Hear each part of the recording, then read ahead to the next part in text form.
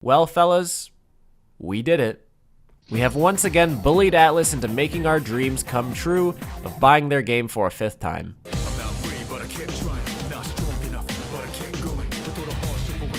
Persona 3 is an archaic experience where you have to play no less than 3 times across 2 platforms to view all aspects of the game, and even if you're willing to do that, you're still trapped with dated after dated mechanic and bizarre design choices that make the game feel twice as long. It needed a remake as soon as Persona 4's launch, which is sad because underneath it all is something really beautiful. Akihiko. I've been waiting for this. Wallowing in themes that Atlus hasn't really revisited all too much since, Persona 3 has a damn fine story with some damn fine, yeah! Is it a little bit contaminated by edgy 2006 emo culture? You bet your ass it is, and I want that back. It's a product of the era, but it's not just a timepiece, it's a piece on time, how and who you should best spend it with, and the first in the series to present that in the form of gameplay. There's a reason we love this one so much. And that's why this shit was just sad. I got friends asking me, yo, I have Game Pass, should I play the third Persona? And I have to say no, cause honestly, you probably wouldn't enjoy it.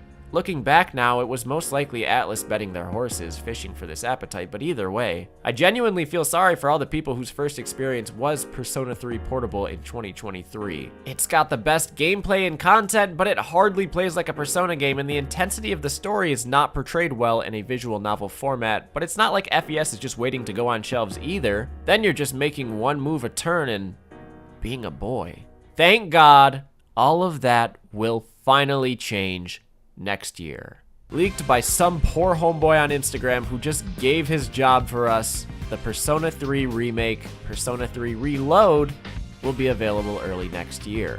However, that being said, I do need to express my skepticism on a few things. Wouldn't be a Voyan video if I didn't bitch. First, Tartarus Dilemma. Atlus has a troubled history of not being faithful in their remakes. Persona 1 had J-pop, Strange Journey completely undid the audience it was meant for, Catherine.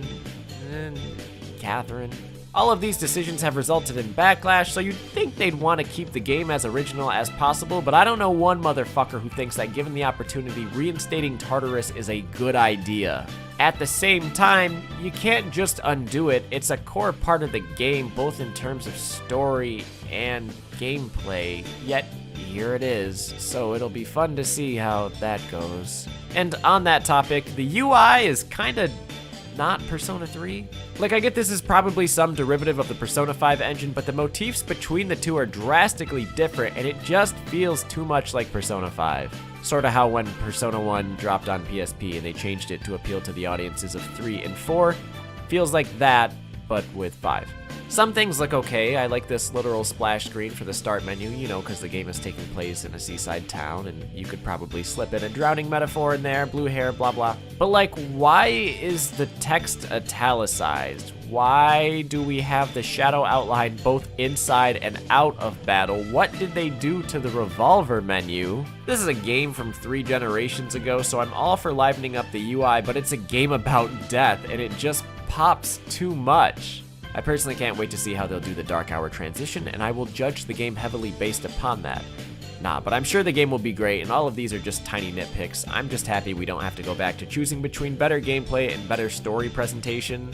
Last but not least, like, is all this shit gonna be fucking Xbox exclusive? Because if so, damn, Phil.